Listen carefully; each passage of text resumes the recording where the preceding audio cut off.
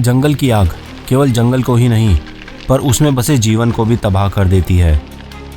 पर यही आग इसे आबाद करने के लिए भी बहुत ज़रूरी होती है। इस तरीके से नई घास के लिए इंतज़ाम किया जाता है ताकि ज़मीन सही हो जाए और नई घास आ सके और सूखने के बाद ये पूरे जंगल को कहीं आग न लगा दे, ये गैप्स बनाए जाए। एक समय था जब इस जंगल ने यहाँ बचे अपने आखिरी बाग को भी खो दिया था। ये जंगल अराउंड 2003 में 2004 में टाइगर लेस हो चुका था और जितने भी पुराने टाइगर्स थे अराउंड ये सब पोचिंग से ही मारे गए थे। उसके बाद 2007-8 में जब नए डायरेक्टर आए, उन्होंने जब पार्क अब देखा, फिर उन्होंने प्लान किया कि यहाँ टाइगर रिलोकेशन प्रोग्राम चालू किया जाए। इस रिलोकेशन प्रोग्राम में ना 3 टाइगर्स लाए गए, तो भी आज जाके जंगल आबाद हुआ।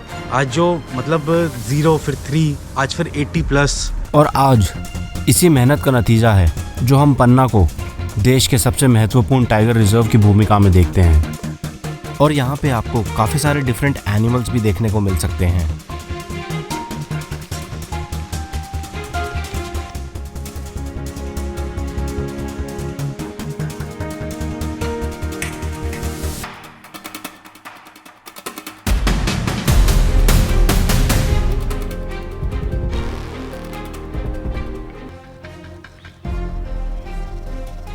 सच कहूँ तो सारे जानवर एक तरफ, पर एक टाइगर रिजर्व में हर टूरिस्ट मन में किसी टाइगर को देखने की आस लेके आता है।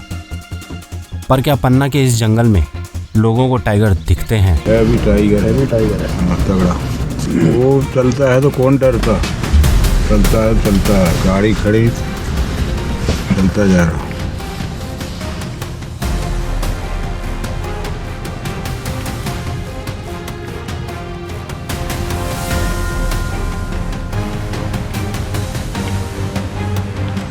अब मैं कह सकता हूँ एक समय टाइगर विहीन हो चुके इस जंगल में आज यहाँ बाग नहीं, बागों की पूरी बारात देखने को मिल सकती है।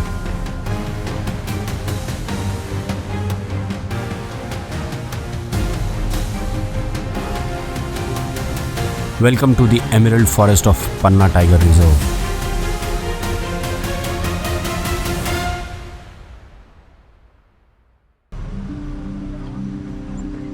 आज हम अपनी मॉर्निंग सफारी पे सुबह 6 बजे निकल जाते हैं।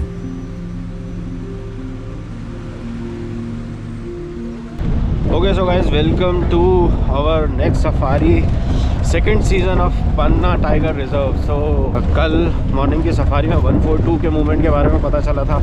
आज उम्मीद ये है कि माँ बच्चे यानी कि 141 और उसके बच्चे दिख जाएं, कुछ फैमिली मूवमेंट्स मिले। पन्ना में घूमने से पहले मैं आपको यहाँ के कुछ फेमस टाइगर्स के बारे में बता देता हूँ। पन्ना के जंगल में अभी 2 फीमेल टाइगर्स का काफ़ी नाम चलता है।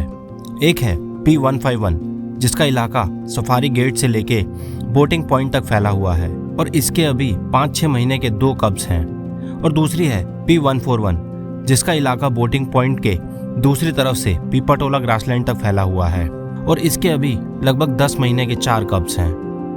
इन्हीं के बीच में एक काफ़ी बड़ा मेल P663 है जिसका इलाका फायरलाइन से पीपाटोला और हिनौता प्लेट्यू तक फैला हुआ है।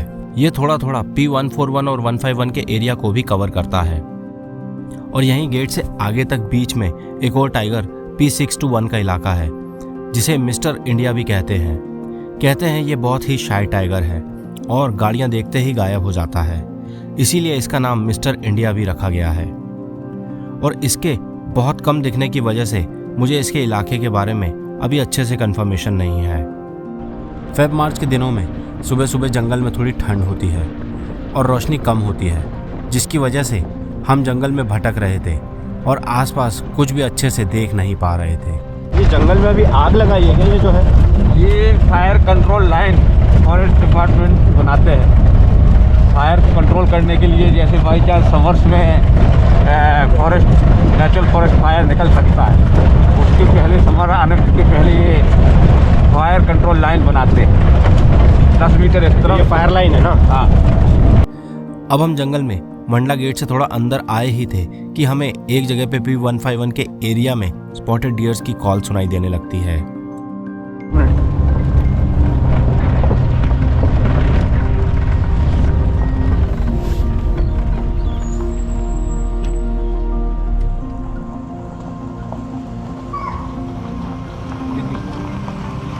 आगे आगे लेना ऐसा आगे लेना, फटाफट लो। तो भाई यहाँ कॉल हो रही है, किसी ना किसी जानवर का मूवमेंट है, तो स्पॉटेड डियर कॉल कर रहा है, देख रहे हैं कोशिश। 3-4 कॉल हुई है।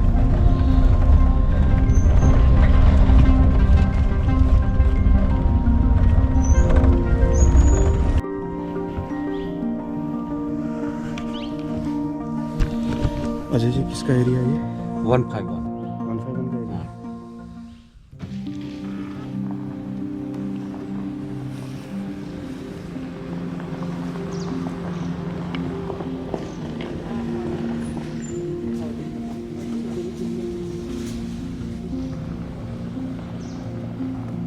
नॉर्मल हो गया। जब यहाँ कुछ नहीं मिलता तो थोड़ी देर रुकने के बाद हम P141 के एरिया के लिए आगे बढ़ जाते हैं। यहाँ से स्टार्ट है। पूछना, थोड़ा पता करते हैं इनसे क्या सीन है।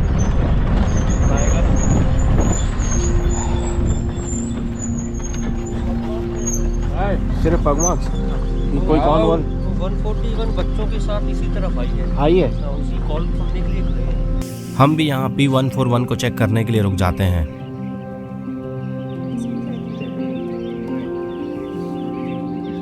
और काफ़ी देर तक जब यहाँ कुछ नहीं मिलता तो हम इसको छोड़ के आगे चेक करने के लिए निकल जाते हैं।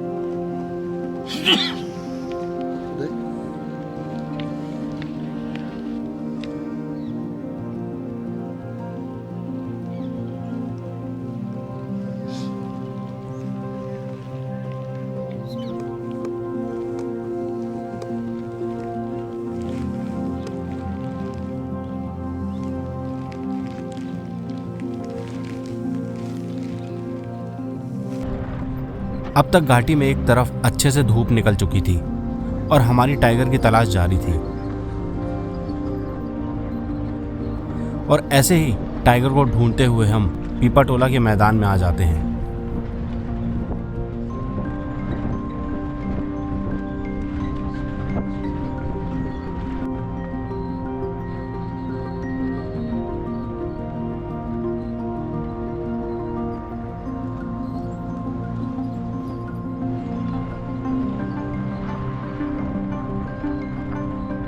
तो हम यहाँ पीपाटोला कैंप पे आए हुए थे, तो पीछे से मैदान से लगातार कॉल चल रही है, तो कोशिश कर रहे हैं कि फटाफट यहाँ से ज़रा अपना मूवमेंट बना लें। फटाफट चाचा, क्या लग रहा है, कुछ होगा, मूवमेंट बनेगा? सब गड़बड़ हो रखा है। यहाँ 2-3 दिन लगातार अच्छे साइटिंग है भाई सामने। अच्छा, और पता ही नहीं चल रहा है कि आज कहाँ गए सब। चाचा को यहाँ ड्राइविंग करते हुए बहुत टाइम हो गया था और जब वो यहाँ कहते हैं कि आज मामला यहाँ गड़बड़ चल रहा है तो मेरा दिल बैठ जाता है। पीपाटोला कैंप से थोड़ा सा आगे आते ही एक छोटा सा पॉन्ड पड़ता है जहाँ हमें ये वाइट थ्रोटेड किंगफिशर देखने को मिल जाता है। उल्टा करके आवाज आ रही है।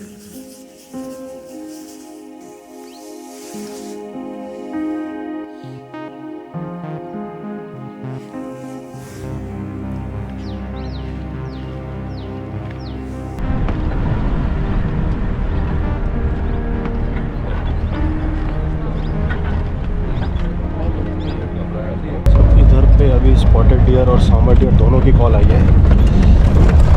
देख रहे हैं, कोशिश कर रहे हैं कहीं कॉल के आसपास पहुंचे।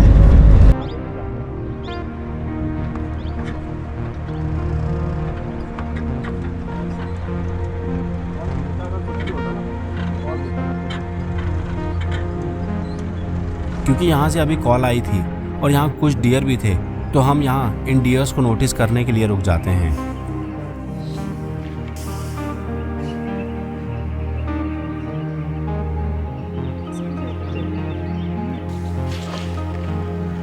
काफ़ी देर यहाँ कुछ नहीं मिलता तो हम आगे चेक करने के लिए निकल जाते हैं।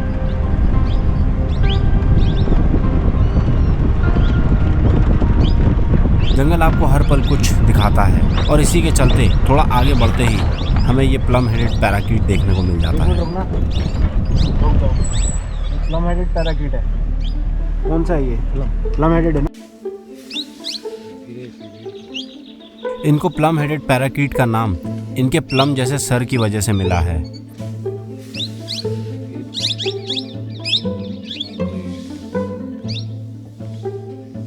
पर इनका ये रेडिश हेड सिर्फ मेल्स में होता है।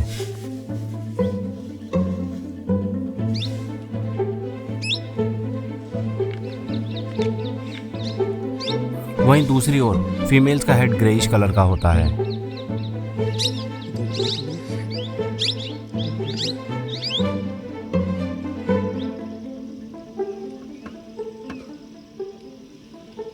अब हम इन पैराकीट्स को छोड़ के वापस से अपनी टाइगर ट्रैकिंग पे आ जाते हैं और केन रिवर के साथ साथ चल रही इस सड़क पे हमें टाइगर के काफ़ी सारे पंजे भी दिखने लगते हैं।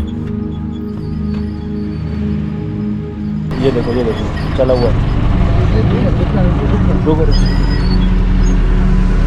फोटो लेने आगे मिल जाएगा। ये रहा ना आगे, लो आगे बहुत सारा है।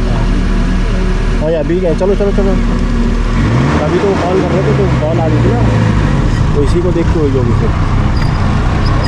अरे बच्चे भी हैं साथ में भाई, बच्चे भी हैं। इतने सारे पंजे मिलने के बाद भी हमारे दिल की धड़कनें बढ़ती जा रही थी क्योंकि ये पग मार्क्स फ्रेश थे और नदी की तरफ चले हुए थे। इस साइड आप बोल रहे हो, वो इस साइड जाती है, इस साइड नहीं जाती। तो इधर से जा रही है तो नदी के उधर आगे बोट वाले एरिया के उधर जाएगी। नहीं, बोट वाला एरिया जो है वो दूसरी टाइगर P151 का है। हाँ। उसके पहले जो पंजे हमने देखे थे, हाँ।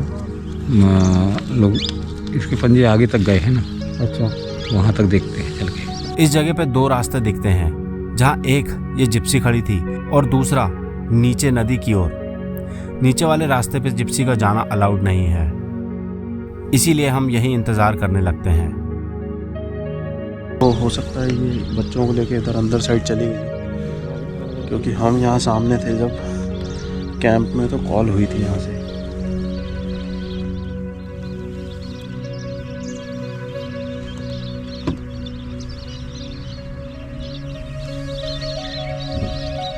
हमारे ड्राइवर यहाँ के सबसे पुराने ड्राइवरों में से एक है, जो यहाँ करीब 45 साल से गाड़ी चला रहे थे। सेंचुरी थी जब से चला रहा हूँ। 1975 से मतलब। हाँ, सेंचुरी थी।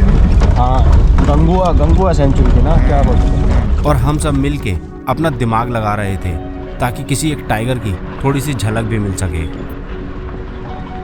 यहाँ एक बात मुझे परेशान कर रही थी, क्या P141 अपने छोटे बच्चों को लेके इतने गहरे मगरमच्छ से भरी नदी में पानी में उतर गई होगी। मैंने ये देखा है कि बच्चे मौका पड़ने पर पानी में भी छलांग लगा देते हैं, क्योंकि बच्चे तो ऑलरेडी बच्चे भी तैराक होते हैं, माँ भी तैराक होते हैं। एनिमल्स के बच्चे क्या है बचपन से ही तैरने लगते हैं। तो जब मैंने देखा कि एक मेल टाइगर आया तो वहाँ पर टाइग्रेस नहीं थी और चारों बच्चे थे। तो जब वो मेल टाइगर आया तो बच्चे डर के मारे पानी में छलांग लगा दी थी उन्हें नदी में। तो इन बच्चों की एज उस टाइम क्या रही होगी जब आपने ये चीज़ देखी? उस टाइम अराउंड 6 मंथ। अच्छा, 6 महीने के थे। यहाँ काफ़ी देर रुकने के बाद जब कुछ नहीं मिलता तो हम आगे बढ़ जाते हैं और इस बार हम थोड़ा अपना प्लान चेंज करते हैं। इस बार प्लान ये था कि नदी में जाके देखेंगे और वहाँ से चेक करेंगे कहीं P141 अपने बच्चों को लेके नदी किनारे तो नहीं बैठी। ये एरिया सड़क से नज़र नहीं आता, इसीलिए इसके लिए बोट सफारी करनी पड़ती है। तो अब हम P141 को चेक करने के लिए बोट सफारी पे निकल जाते हैं। पन्ना के इस एरिया में यहाँ पे बोटिंग होती है, जो कि ये केन रिवर में जो यहाँ की लाइफ लाइन है, यहाँ पे इसमें बोटिंग चलती है। तो अब देखो ये बहुत सुंदर एरिया है और बोटिंग के लिए आपको अंदर यहाँ पे आना पड़ेगा और बोट अगर अवेलेबल होगी, नंबर आ रहा होगा आपका, तो आप बोटिंग पे जा सकते हैं।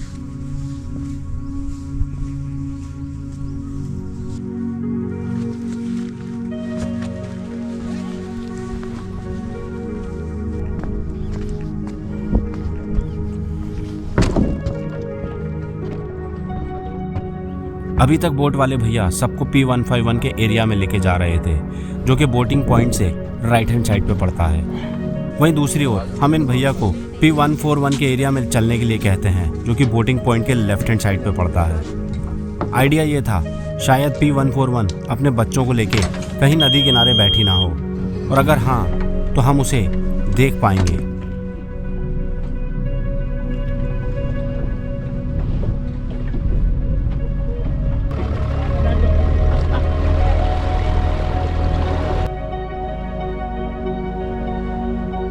पन्ना की लाइफलाइन माने जाने वाली ये नदी केन रिवर है, और इसी रिवर में रास्ते में थोड़ा दूर आते ही हमें यहाँ काफ़ी बड़ा मगर क्रोकोडाइल देखने को मिल जाता है।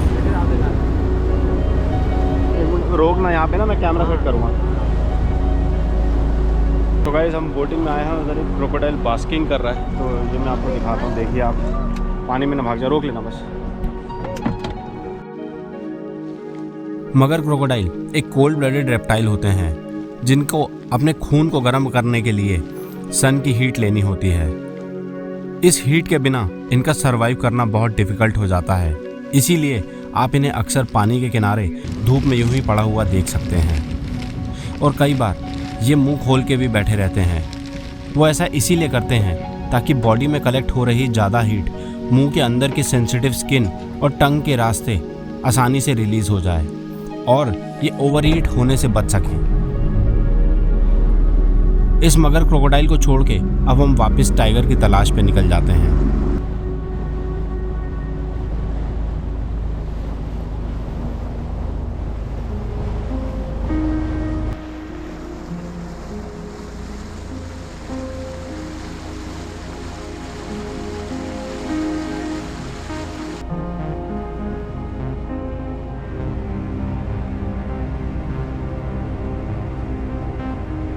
हमने पूरी नदी छान मारी थी, बट आज P141 हमारे से थोड़ा सा खफा लग रही थी और कहीं दूर जाके छुप गई थी।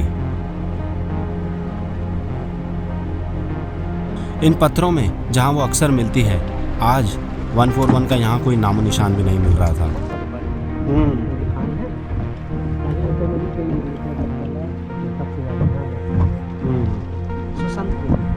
तो हम भी अपनी बोट घुमा लेते हैं और वापसी की ओर निकल जाते हैं।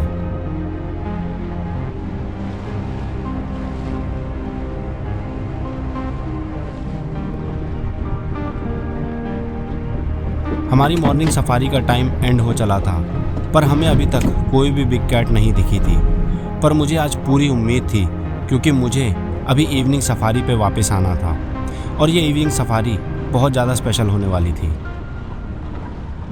जैसा कि मैंने कहा था कि आज की इवनिंग सफारी बहुत स्पेशल होने वाली थी, और वो इसलिए क्योंकि mister walk into the wild यानी कि अपूर्व भाई ने मुझे इनवाइट किया था उनके फॉलोअर्स के साथ हो रही 100K सब्सक्राइबर वाली सेलिब्रेशन सफारी पे। वाइल्ड लाइफ एक बहुत ही स्पेशल कैटेगरी है, जो किसी को या तो बेहद पसंद होती है या बिल्कुल नहीं, और जब कोई इतनी मेहनत करके वहाँ तक पहुँचता है तो शायद उसकी एक अलग ही फीलिंग होती है। गुड फीलिंग, अच्छा लगा। एंड जो सब्सक्राइबर बेस था वो आज आपके साथ भी है। How are you feeling about it? अच्छा लग रहा है, स्पेशली ये इन्होंने कभी सफारी नहीं की, तो पहली सफारी है, और पन्ना में तो खैर पहली है, और इनकी पन्ना में पहले है। ओहो, बहुत सफारी, बहुत बढ़िया। सो पहली सफारी वाले भाई। ये जुड़ी नाला है जो कि P151 के एरिया में आता है। कहते हैं यहाँ आजकल P151 ने 2 बच्चों को छुपा के रखा है, पर यहाँ छाए हुए सन्नाटे को देखते हुए हम हिल के ऊपर निकल जाते हैं।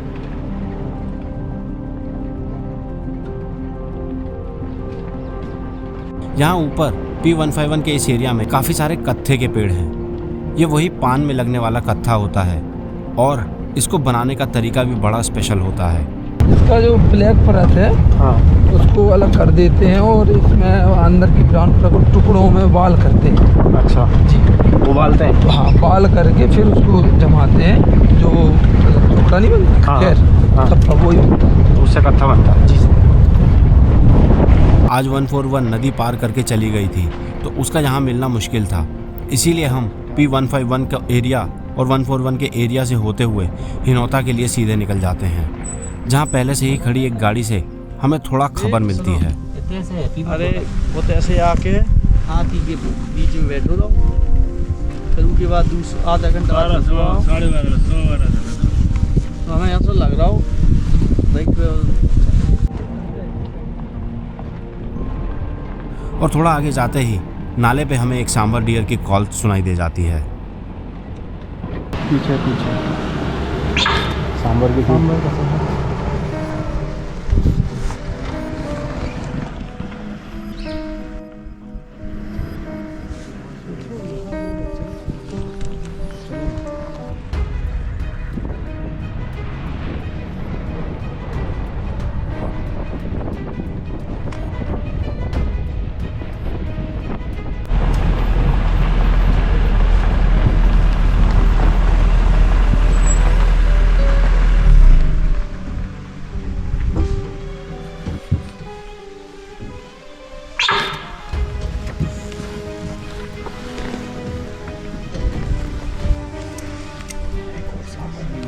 एक सांबर और है आगे ना, वो आगे। इस सांबर को हम थोड़ा देख ही रहे थे कि हमें टाइगर भी दिख जाता है।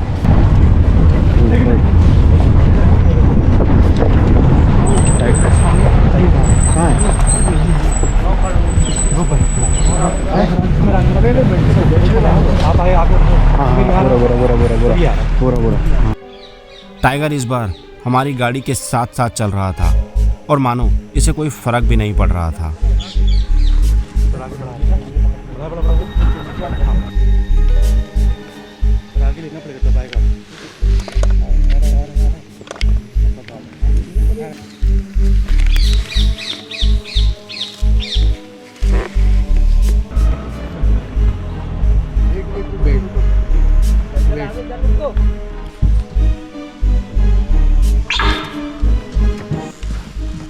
क्या साइटिंग है भाई, मानना पड़ेगा।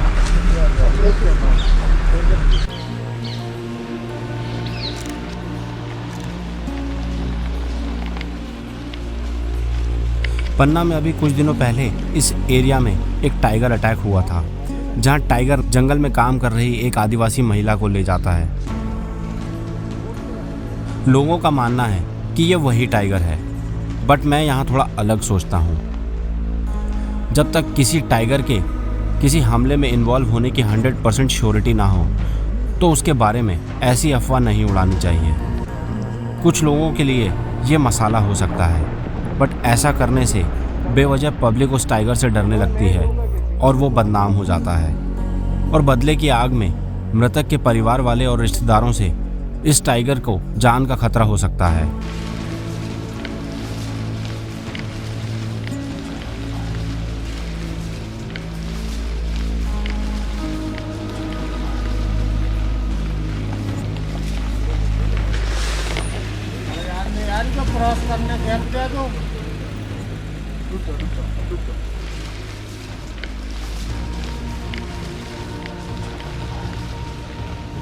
अब हम टाइगर के साथ साथ ना चल के आगे निकल के उसे सड़क पर चलने के लिए खुली जगह दे रहे थे। हमारे आगे आते ही यहाँ अंकित भाई अपनी एक्सपर्टीज दिखाते हैं और दूसरी गाड़ी को भी आगे बुला लेते हैं। सर बहुत आगे ले लिया, कर लो सर, बहुत आगे ले लिया अपन ने। आगे ले लो भाई, कल्लू आप पीछे आओ। दूसरी गाड़ी के आगे आते ही ये टाइगर सीधा सड़क पे आ जाता है।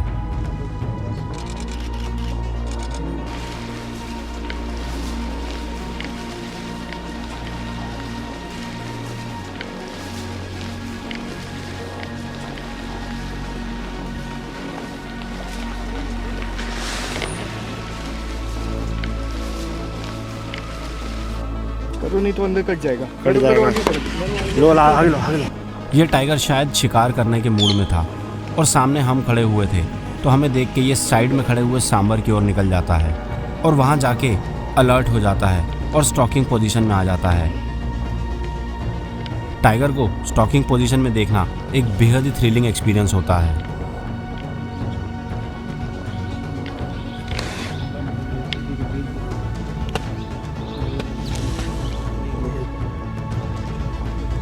और कुछ देर में देखते ही देखते हमारी नज़रों से ओझल हो जाता है। अब हम इस टाइगर को छोड़ के जंगल को एक्सप्लोर करने के लिए ग्रासलैंड की तरफ निकल जाते हैं। यहाँ हमें ग्रासलैंड में दूर से धुआं उठते हुए दिखाई देने लगता है, जिसे करीब से देखने के लिए हम तेज़ी से आग की ओर आगे बढ़ जाते हैं। हाँ धीरे धीरे चलो।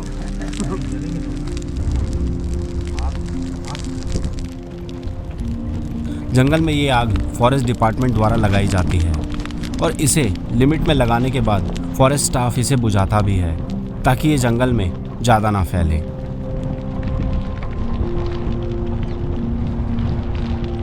आप यहाँ देख सकते हैं इस सड़क के एक हिस्से में आग लगाई हुई है और दूसरे हिस्से को बिल्कुल भी टच नहीं किया गया है और इसे जंगल में लगने वाली नेचुरल फायर को रोकने के लिए लगाया जाता है। गाइस ये ना फॉरेस्ट मैनेजमेंट का एक सबसे बेस्ट एग्जांपल है। यहाँ पे फायर लाइन क्रिएट करने के बाद शायद थोड़ी सी ज़्यादा फैल गई है, जिसकी वजह से ग्राउंड में अंदर तक आग लगी है। आप देख सकते हैं ऊंची ऊंची जो ये आग की लपटें हैं, ये कंट्रोल्ड फायर है। डिपार्टमेंट इसके ऊपर मॉनिटरिंग रखे हुए हैं तो इसको बुझा दिया जाएगा ताकि ये पूरे जंगल में ना फैले। इस तरीके से नई घास के लिए इंतज़ाम किया जाता है ताकि ज़मीन सही हो जाए और नई घास आ सके, और सूखने के बाद ये पूरे जंगल को कहीं आग न लगा दे। ये गैप्स बनाए जाते हैं, पार्टीशन कर दिए जाते हैं सेक्शंस में। जंगल में रहने वाले और काम करने वाले ये फॉरेस्ट डिपार्टमेंट के स्टाफ का जीवन आसान नहीं होता और ये बेहद कड़ी मेहनत करते हैं, तब जाके हमें ये खूबसूरत जंगल देखने को मिलता है। दोस्तों, उम्मीद करता हूँ आज का ये वीडियो आपको पसंद आया होगा।